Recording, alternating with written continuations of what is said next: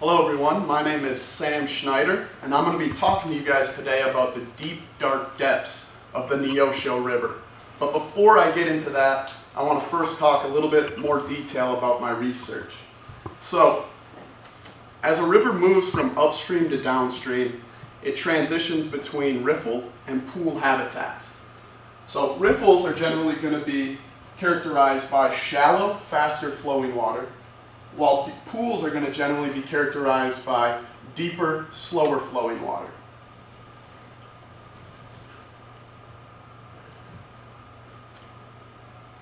So, with that being said,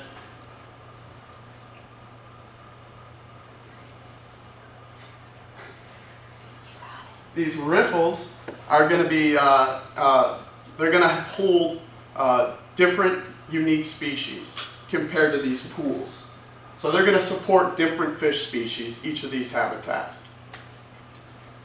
And so how I conducted my research was actually using a trawl, and we used the trawl and we dragged it through each of these three habitats.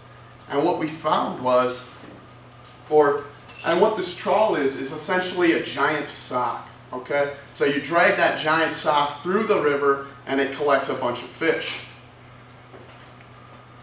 And then we did that in each of these habitats at 9 different sites along the Neosho River. And what we found was, the most interesting part about this research was that we found that deep pools actually supported less fish than did the shallow pool and the riffle. But with that being said, they supported higher numbers of fish species, suggesting that they're very important for the diversity of a fish community. So some of the fish that were primarily associated with those deep pools were channel catfish, flathead catfish, and freshwater drum. So, as a take-home message, I guess the most important thing is that deep pools are essential for a diverse fish community, and they are important to serve as refugia for other fish, or for fish communities, as a result of climate change and anthropogenic disturbances like flow alteration. And that's it. Thank you guys. My name is Desiree Nyans. I'm in the English, Modern Languages, and Journalism School, also earning a Master's in Library Science, although I'm here today to talk to you about science fiction and oppression.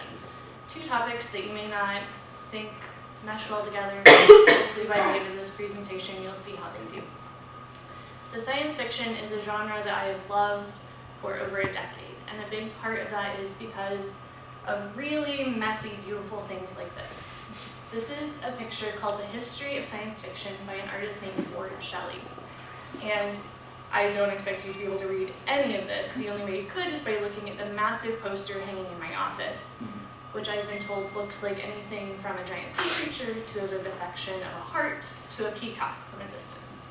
All of which I love because it means that people are thinking about things critically and just looking at the world in a really creative way. So the way the science fiction genre began is all the way over here, by entwining 2 tentacles of fear and wonder. And why I really enjoy that is because it sparks the idea of asking questions and being inquisitive and being curious. And that's where it kind of ties into oppression, because you don't think of oppression as being creative or positive or encouraging. So science fiction can be used to be a lens that you can look at oppression through and work through some of those ideas. So what oppression is again kind of like this amalgamation of things. Each of us has a whole bunch of different identities. Your gender expression, your sexuality, your race, your ethnicity, what language you were taught first. If it was English, you have an immense amount of privilege. So what oppression does is people's identities are oppressed by people in positions of power, and science fiction can be used as a tool to examine that, to dissect it, and then hopefully to come out on the other side of it to a place where we no longer have oppression. Some of the pieces that I'm looking at that do things like that are The Handmaid's Tale. where women are used to perpetuate their own oppression.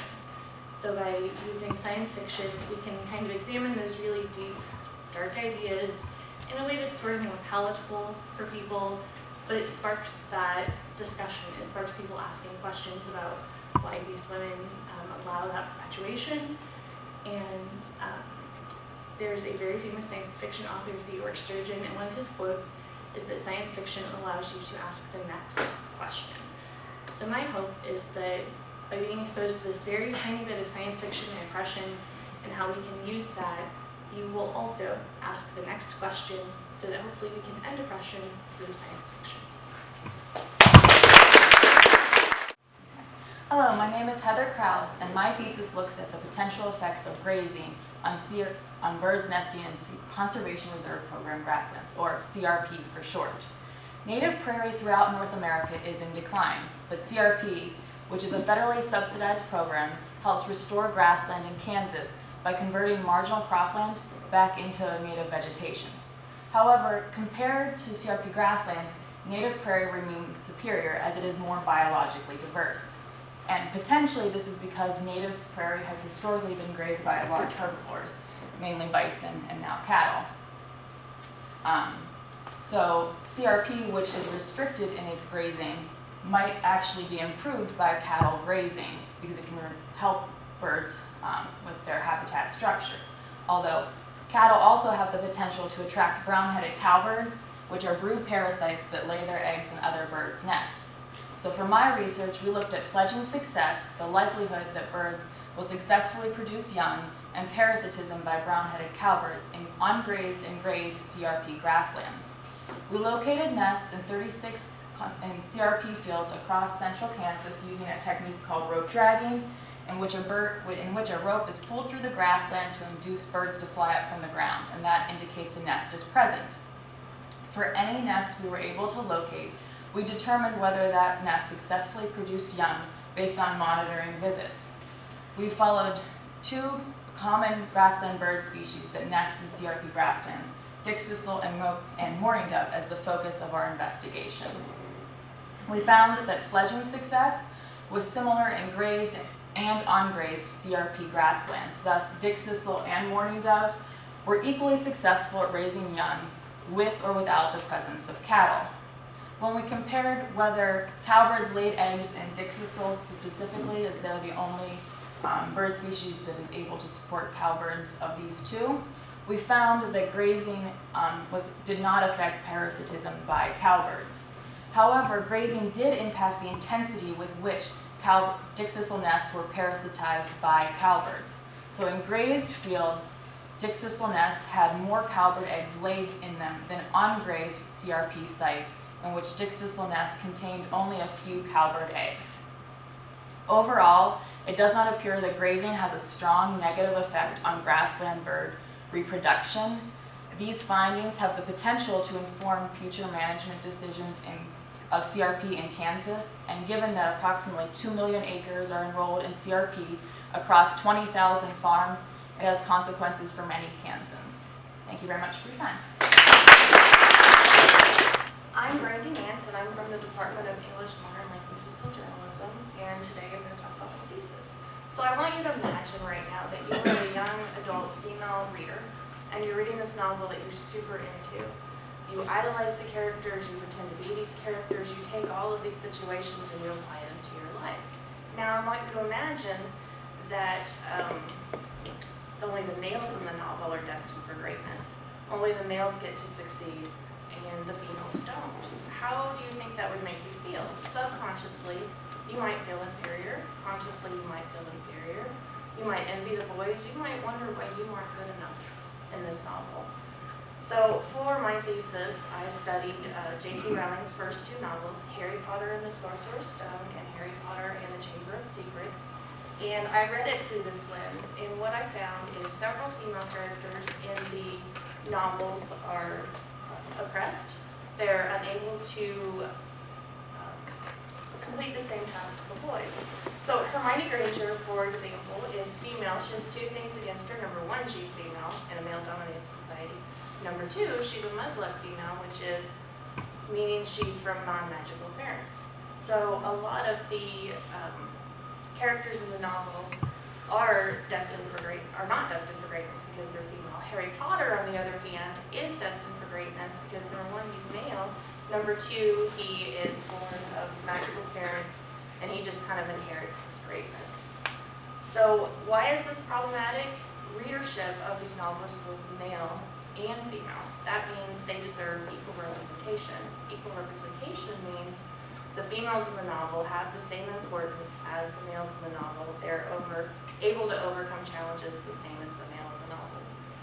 Young readers often see, as you can see here, they read what novels as a guide to life. They take this back into their life and they compare themselves to their peers, their social lives, so think of it that way.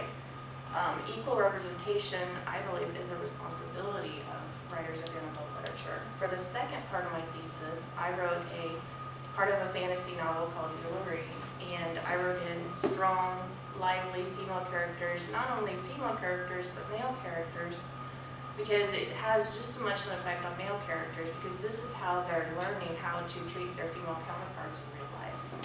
So, again, that's a responsibility of writers. And if every single young adult author does this, imagine the impact that we as authors can have on young adults of the future generation. Thank you. My name is Alex Clemma, and I'm in the IO Psychology program here at ESU, and I did my thesis over technology and the modern employee.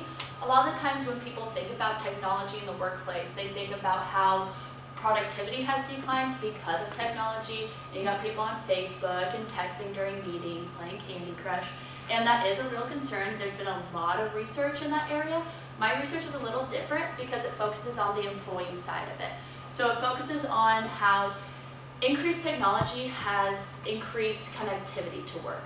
So I'm sure most of us have our work email on our phone, and so we can be reached pretty much at any time. We can be called up, and so I was looking at how this increased connectivity has led to changes in well-being, specifically psychological well-being through negative affect. So I conducted a study that was an online survey to about 200 employees at 5 different companies in 5 different states, and what I found was that people that use their work smartphone, this is only for work, not their personal smartphone, if they use their work smartphone more often, that was positively related to negative affect. Negative affect is things like depression, anxiety, high levels of stress. So those individuals who use their smartphones more often for work also experienced higher levels of depression and anxiety. But this relationship was moderated by their motivation for smartphone use. So if they were autonomously motivated, means they have that intrinsic motivation, they feel some type of joy and excitement out of doing the work, then they didn't experience this negative affect. They didn't have higher levels of depression if they were using their smartphone because they wanted to. It was those individuals who felt that controlled motivation. People were telling them that they had to respond within a certain amount of time. People were expecting them to work on the weekends, or if they called up during dinner, they were expecting them to answer. It was those employees that felt that controlled motivation that experienced this heightened level of negative affect. So this is really important because there's no getting away from technology at all, right? That's true for organizations too. So we need to be aware that our employees are being impacted by smartphone use and start to see maybe how we can reduce those negative effects. So in France and Germany, there's been this movement to limit how long people are allowed to access their emails. So at like 5:30, it would make it so they can't access it anymore. That might be beneficial, but really what needs to be done is a deeper look at the organizational culture and why people are feeling pressured into replying and being connected to work all the time. So thank you for your time. So I'm Aubrey McBride. I'm with the Forensic Science program. My thesis was the effect of ultraviolet light on the subaerial weathering of Sus domesticus longbones, which sounds really intimidating. But basically what I did is I shone bright lights at bones and observed what happened. Why do we care about this though? So subaerial weathering is the physical and chemical breakdown of any exposed materials. This can be rock faces, buildings, or most relevant here, unburied bones. This happens through natural factors like wind, water, things like that. In forensic science, it can make criminal investigations really difficult. It can be difficult to tell if a bone has been in the field for 6 months or 6 years, which makes missing persons cases a nightmare. So in order to study the individual contribution of ultraviolet light exposure on bones, I got pig bones from Harvey Farms in Topeka. They still had some flesh on them, so we defleshed them using dermestid beetles that eat dead flesh. And we separated them into 5 different groups. The first one had no light exposure as the controls. The other 4 groups were different season groups, so spring, winter, yada yada. And each of those got a different amount of light per day on timers, depending on how much light Emporia gets at the height of each season. The lights that were used were full spectrum aquarium lights that simulate daylight. They have the UV spectrum included. So my overall results were interesting. We expected to see some weathering over time, lightening in color and losing moisture over time. We actually saw that after 75 days, which was way sooner than anticipated. We also saw that despite the fact that there was a 6-hour difference between the winter, which had the lowest amount of exposure, and summer, the highest, none of the groups looked any different from each other, the test groups. Also, areas that were damaged due to butchering and defleshing, those areas had a slight increase in the amount of weathering that we saw, bones flaking off. We also saw that the control group did not have any weathering signs, and this really supports the idea that the UV exposure is what was causing these signs of decay on the bones. And lastly, the research has actually been picked up for further data collection, so it's going to continue until early 2020, and we're hoping to see a continued decay in the test groups, as well as hopefully a difference between the different groups for how weathered they are, and no difference in the control group. So, thank you. I used to think that when forensic laboratories examine blood samples taken from a suspected drug driver, they would be able to tell us exactly how much alcohol is in the blood of that suspect at the time when he or she was arrested. Well, I found out that it isn't that simple. The truth is, there are so many factors during the collection of that blood, while the blood is in storage, and before examining that blood sample in the forensic laboratory that could cause changes in its original blood alcohol concentration. And since the fair and just resolution of a driving under the influence or DUI case in court is primarily based on the results of the blood alcohol analysis, it's important for us to measure and take into account the changes that those factors bring in the original blood alcohol concentration. And that's exactly what my thesis is all about. I wanted to find out how the 5 factors, which you can see on the screen, have an influence in the original blood alcohol concentration. And what we were able to find out after preparing, collecting, and examining more than 1,300 blood samples under different conditions over the span of 5 months is that the presence of excess sugar in the sample and the collection technique had no influence at all in the changes in the blood alcohol concentration. So diabetic drunk drivers did not worry that the results of the blood alcohol analysis would have higher than what they should have, and that medical practitioners in charge of drawing blood from the suspect could now use the technique that they are more comfortable with, confident that it will not interfere with the result of the blood alcohol analysis. However, factors like sample volume, storage temperature, and length of storage all have huge effect in the decrease in the blood alcohol concentration. Therefore, what we can suggest based on the result of this thesis is that 1, if we want the results to be accurate, we draw the blood. When drawing blood on the sample, we fill out the tube completely so that little to no airspace is left inside the vial. And 2, immediately after collection, we refrigerate the sample. And then 3, we examine the sample within a month after collection. The result of this study was also presented at the Midwestern Academy of Forensic Science, the American Academy of Forensic Science, and of course, the Kansas Bureau of Investigation, in the hope that it will serve as guide in the proper handling of blood samples for DUI cases, and ultimately in the proper administration of justice. In the Forensic Science Department, we call that justice through science. Thank you. Hi, my name is Caitlin Sear. I'm in the Industrial and Organizational program here at ESU. And my thesis is on pets in the workplace. So how many of you have pets? A lot of you, great. How many of you would like to go to work with them? Less, okay, but still, this is the thesis for you then. So, job stress is at an all-time high in today's business world, which is kind of scary because it causes things like turnover, burnout, and can lead to higher suicide rates if not watched carefully. So employers are constantly looking for a way to kind of negate those negative effects because no one deserves to be under that amount of stress. And one of the things that they are looking into are pets in the workplace. And it seems like an easy solution to a very big problem, right? How easy is it to just let your employees bring their personal companions into the workplace?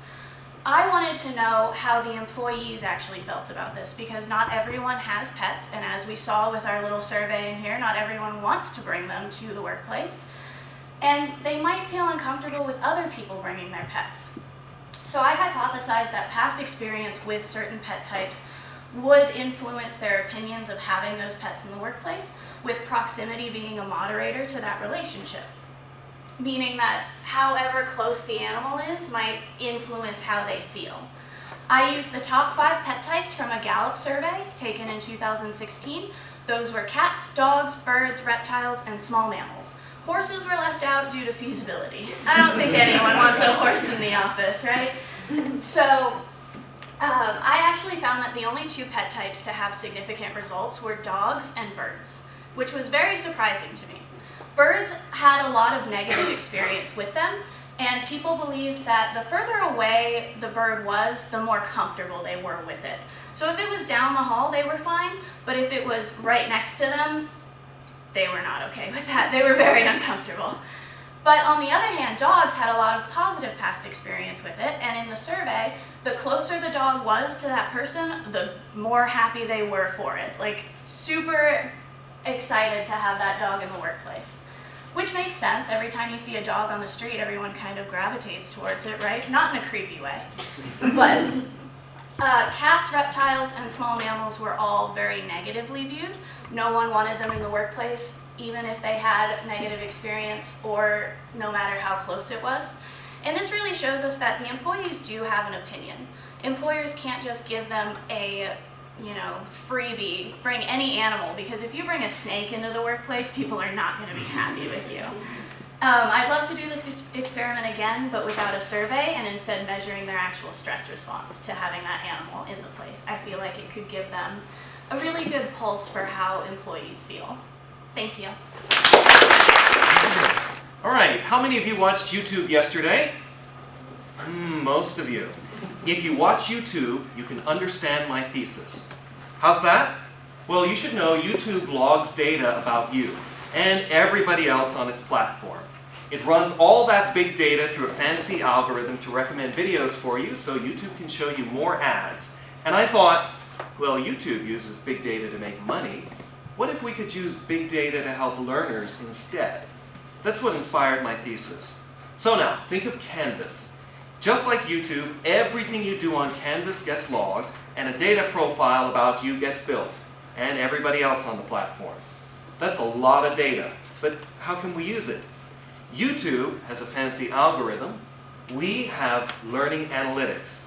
The problem is, learning analytics is still pretty immature, so we're not that good at using all the data yet. If we could use it well, then we could provide support to learners more quickly and effectively. We could even build a sort of automatic early warning system. So my thesis took a first step toward that.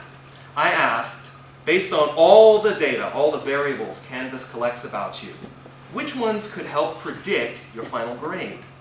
The focus was online accelerated graduate courses. After analyzing data from 91 participants, mining 14 variables, and interviewing 8 of the participants, we found that two types of variables could help predict your final grade. They're the two on the screen beside me, timeliness and regularity. In other words, the better students were at submitting their assignments on time, and the more regularly they logged into Canvas, the better their grades were. Less timeliness and less regularity equal poorer grades. And of the two, timeliness had a stronger effect than regularity. So what does this mean for you? First, for these classes, instructors should support students getting their work in on time. The students I interviewed talked about how overwhelming the amount of work was in just 7 weeks. It stopped them from really engaging with the material. So instructors should take care not to overwhelm the students. At Indiana University, they tried an app that sends a push notification to students if they haven't submitted an assignment within 4 hours of the deadline. Something like that could help too. Second, for these classes, instructors could encourage student regularity by designing the courses to have a consistent weekly schedule, but with grades released on a different day from days assignments are released and due. Instructors could also make the discussion boards more meaningful to keep students wanting to come back for more. But all this is just a start. In the future, we could check these same analyses with more students or focus more on best practice, how to help learners. It's exciting stuff with potential. And if you want to know more, you can check out my poster at the session this afternoon. Thank you all for your time today. My name is Jeff Manson Jr. I am a master's student in the Department of Biological Sciences. And as you can see, I did my research on snakes, the pet I would like to put to work. And I looked at the effects of temperature on the different preying behaviors of juvenile corn snakes. Now, preying behavior is defined as use of body parts to manipulate prey after capture. And in snakes, it involves the mouth, trunk, and tail of the snake to subdue prey.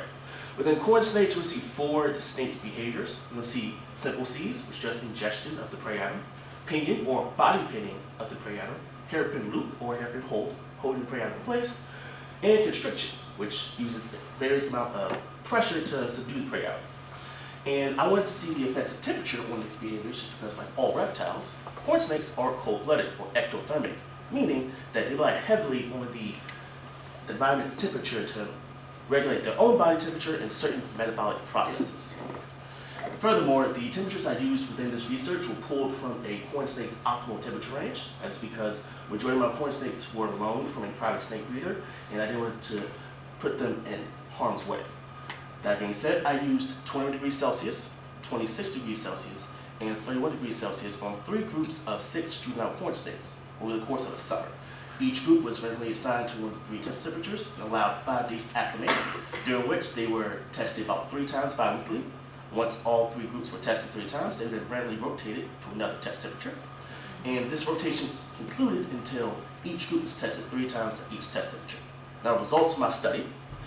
The behaviors themselves were not impeded, the presence or performance of these behaviors by temperature. And this means within a corn snake's optimal temperature range, they can effectively function, subdue prey, and ingest prey. That's all. Hi, again, my name is John Bella. I did my research on the effects of parasitism on stress levels in northern water snakes. Pretty much it's generally accepted that 100% of free-ranging reptiles harbor some form of parasite, whether that be an external parasite or an internal parasite.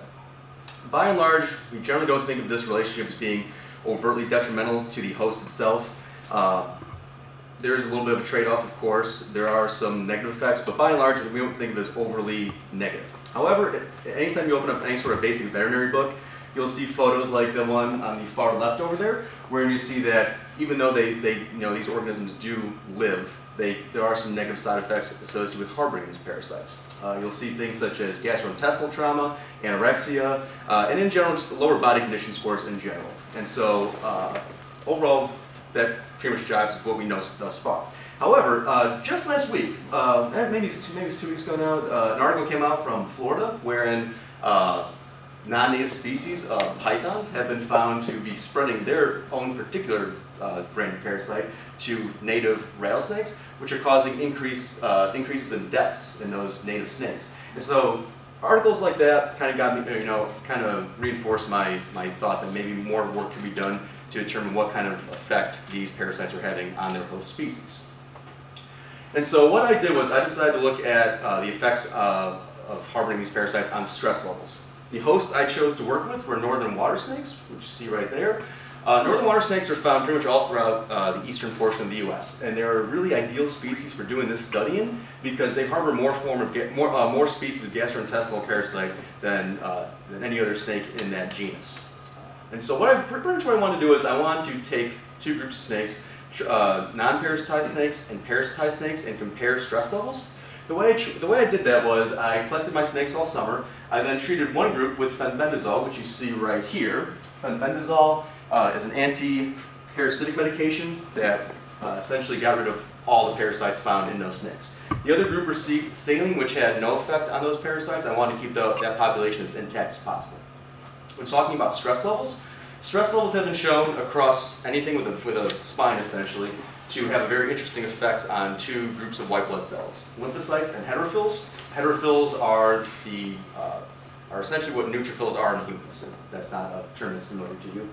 And so pretty much high stress levels cause lymphocyte levels to decrease and heterophil levels to increase. And so between looking at those ratios and by using enzyme-linked immunosorbent assays, I was able to conclude that parasites do not significantly increase stress levels in my snakes. Thank you. Good morning. So today I'll be discussing, does cattle grazing or plant diversity affect bird densities in CRP grasslands?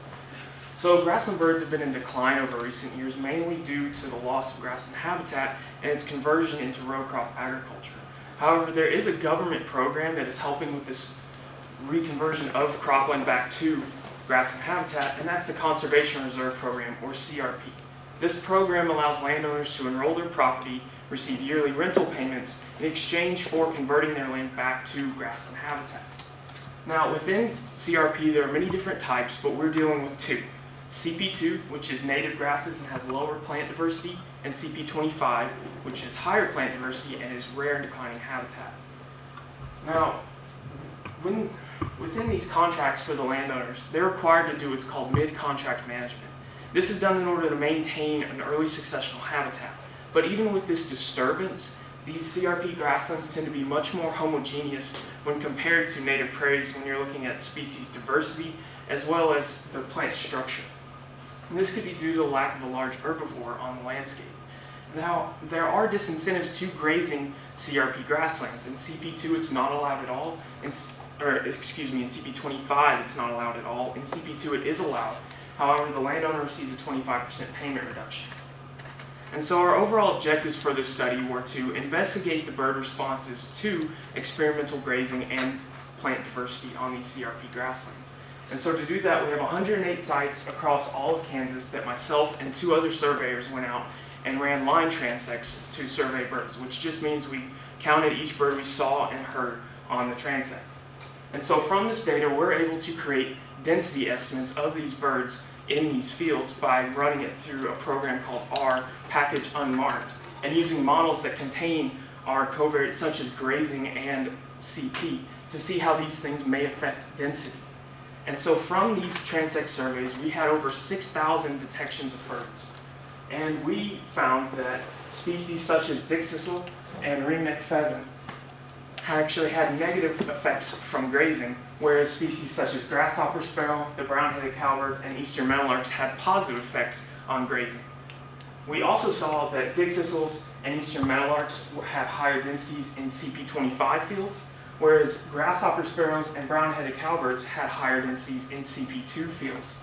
And so, well, we are seeing patterns of grazing and CP, and that they are affecting these CRP grasslands. And we're also noticing that grazing is having a positive effect on the species diversity of these CRP grasslands. Thank you.